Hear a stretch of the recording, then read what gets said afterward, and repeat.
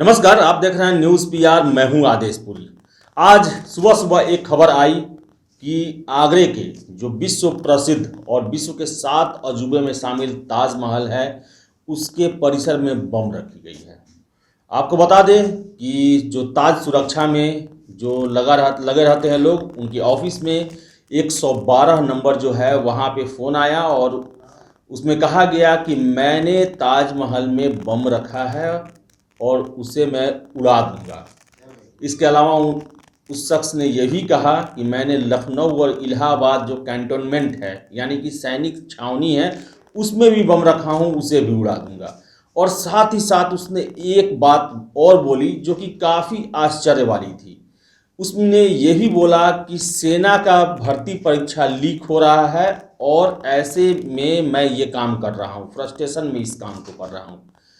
इसके बाद से जो सुरक्षा एजेंसी है और ताज प्रशासन जो है वो पूरी तरह से एक्शन में आती है और दोनों गेट जो हैं ताजमहल के एंट्री के, उसे बंद कर दिए जाते हैं।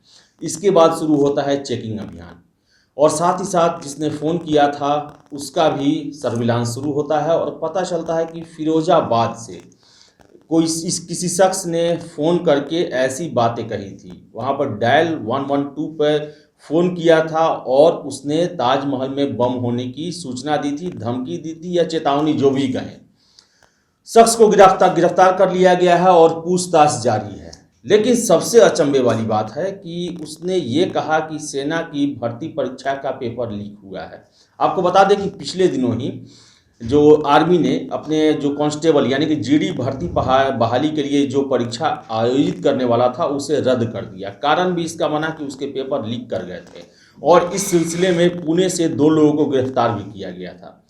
तो आप समझ सकते हैं कि जिस व्यक्ति ने कॉल किया और ऐसी बातें कही, उसकी बातें तो पूरी तरह से गलत थी, गैरकानूनी थी और ये अपराध है। इसके लिए उसे पकड़ा भी गया है, लेकिन वो सिरफिरा भी है क्योंकि पेपर लीक होना ये तो अब एक तरह से कहें बिहार यूपी में आम बात हो गई है। खासकर बिहार में मैट्रिक, इंटर और जो प्रतियोगी परीक्षाएं हैं उनके भी पेपर लीक होते हैं। तो ऐसे में एक और संभलने वाली भी बात भी है कि हर एक व्यक्ति का जो मानसिक स्तर होता है वो अलग अलग होता है। हो सकता है जिसने ताज के बारे में खबर दी उसका मानसिक संतुलन इतना ही खराब हो कि उसने फ़ोन करके केवल ये धमकी दी। लेकिन अगर इस तरह होते रहेगा तो हो सकता है कोई उससे भी बड़ा सिरफिरा निकल जाए, जो इससे भी बड़ा कदम उठा दे। तो ये अपने आप में आश्चर्य की बात है। हम खबर ये इसलिए इसको कर रहे हैं, एक तो ताजमहल हमारी धरोहर है और दूसरा ये है कि इसका रीज़न जो उसने दिया, ऐसे मामले बिहार में बहुत ज़्यादा हो रहे हैं। मैट्रिक की परीक्षा के जो क्वेश्चन वायरल हुए उसकी चर्चा विधानसभा में हुई और एक सोशल साइंस का पेपर कैंसिल भी करना पड़ा, जिसका दोबारा एग्जाम 8 मार्च को दिया जाएगा। इंटर के परीक्षा में भी ये अफवाहें उड़ी कि वायरल हुआ क्वेश्चन, हर एक जो व्हाट्सएप ग्रुप है उस पर क्वेश्चन के जो फोटो हैं वो वायरल हुए। वही आपको बता दें कि जो बिहार में परीक्षाएं होती है उसके भी प्रश्न पत्र वायरल होते हैं।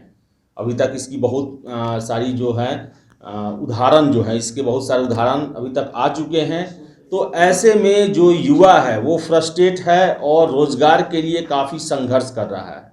और ऐसे में ही जब फ्रस्ट्रेशन में कोई व्यक्ति जो है वो उल्टा फुल्टा काम कर देता है, और आगरे की ये घटना ये एक चेताने वाली घटना है और सरकारों को इसे सीरियसली लेने की ज़रूरत है।